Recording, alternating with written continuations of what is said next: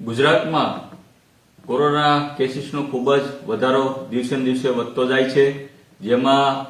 અતિ ગંભીર બાબત એ છે કે જે અતિ ચેપી જે છે નવું વેરિયન્ટ કોરોનાનું JN1 એના કેસીસ ગુજરાતમાં ચિંતાજનક વધી રહ્યા છે.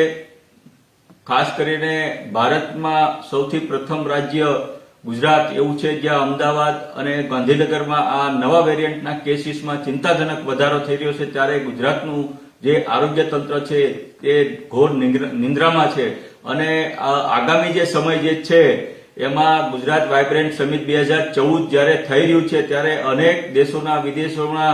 લોકો અહીંયા ગુજરાતમાં ઉમટી પડવાના છે અને જેવી રીતના ચીન છે, યુરોપિયન દેશોમાં આ કોરોનાનું જે વેરિયન્ટ નવું જે છે એમાં ખૂબ જ ચિંતાજનક વધારો થઈ રહ્યો છે. લોકોને અગ્નિ સંસ્કાર ક્યાં દેવો એની પણ ચીનમાં ચિંતા થઈ રહી છે. એટલા લોકો